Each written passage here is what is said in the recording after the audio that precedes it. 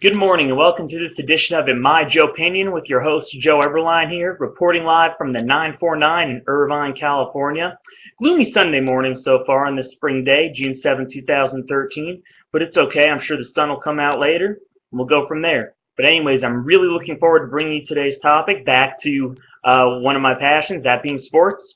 I think it's very fitting that about 60 games into the regular season of Major League Baseball that I go over some of the big storylines. In the American League, I know the biggest storyline coming out of last year during the regular season was not just the MVP winner, but the Triple Crown winner, Miguel Cabrera, third baseman for the Detroit Tigers. Right now, once again, in the running, not just for the MVP, but again, the Triple Crown. He is second in the American League, 17 home runs, 3 behind the leader, who I will touch on in a few seconds. Leading the American League with 66 RBIs, 14 ahead of the guy in second place. And then leading the American League in batting average, 373, 16 points ahead of the guy in second place. It's unbelievable. What can't this guy do? Will he win it? I don't know. Because guess what? He has some very stiff competition. Chris Davis from the Baltimore Orioles is the one guy leading Miguel Cabrera in that category in the American League. That category being home runs with 20 of them. And then he's also second behind Miguel Cabrera with 52 RBIs and a 357 batting average. Not only could we see another Triple Crown winner this year, it could be a different person on a different team. So it's great to see that Miguel Cabrera's got some stiff competition, and I'm really looking forward to seeing the two of them duke it out throughout the year. Both of their teams are in playoff contention, and I believe when it's all said and done, as individuals, they'll both be in contention for MVP. Now let's take a look at the National League. We got another possible Triple Crown storyline right there. You know what, Carlos Gonzalez, he's one of my favorite players, outfielder for the Colorado Rockies, 17 runs driven in, as well as a 304 batting average, just 1 home run behind the leader in Dominic Brown. But now let's take a look at Carlos Gonzalez's teammate, shortstop Troy Tulowitzki, representing my alma mater, the Long Beach State Dirtbags, very, very well. Go Beach! Tulo! Hey, keep it going, Tulo. Stat line for the year on Troy Tulowitzki. Third in the National League, 15 home runs. Second, 48 runs driven in. Batting average, 340. Second in the National League behind the Cardinals catcher, Yadier Molina. Only fitting that I mentioned Yadier Molina talking about the team with the best record in all of Major League Baseball. Yadier Molina, definite MVP candidate, batting a little over 350. And not only that, the way he's anchoring that pitching staff, which might be the best pitching staff in Major League Baseball at this point. You know, you talk about a guy like Adam Wainwright, 8-3 with a 2.33 ERA. Very impressive stat line. But let's not overlook his teammate.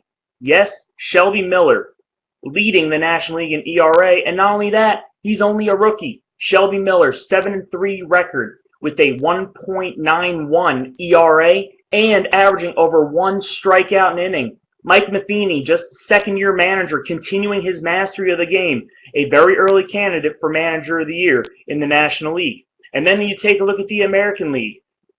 I'm not saying this because I'm a Yankees fan, but I believe if there was going to be a recipient for that award, it would be Joe Girardi at this point. The Yankees have been through a lot of adversity this season, a lot of injuries to some very big-name players, including the likes of Mark Teixeira, Andy Pettitte here and there, Curtis Granderson, and Kevin Youkilis.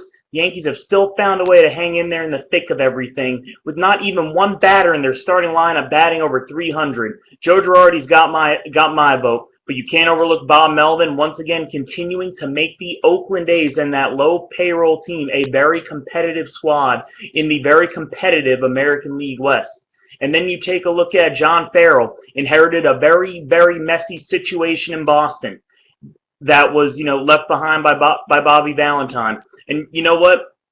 I think John Farrell may lose some votes because you could make the argument and say, well, it couldn't have been any worse than last season. But John Farrell, I knew that team was in good hands. Got very familiar with the city and very familiar with the makeup of the Boston Red Sox clubhouse. Brought in some very key acquisitions, including Mike Napoli and Shane Victorino, and how great they have contributed how greatly they've contributed to the success of the Boston Red Sox this year, who as a result, even though them and the Yankees were expected to be at the bottom of the American League East, Boston Red Sox are in first place, New York Yankees are in second place. That's why I love baseball. It is just so unpredictable. It is so cool.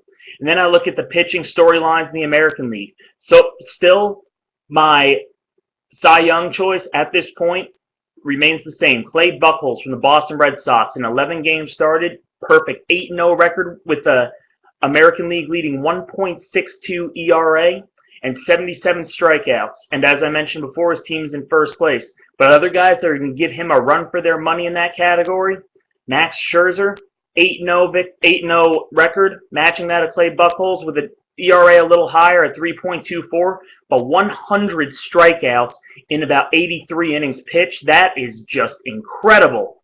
Man, that's awesome. And then, last but certainly not least, Darvish.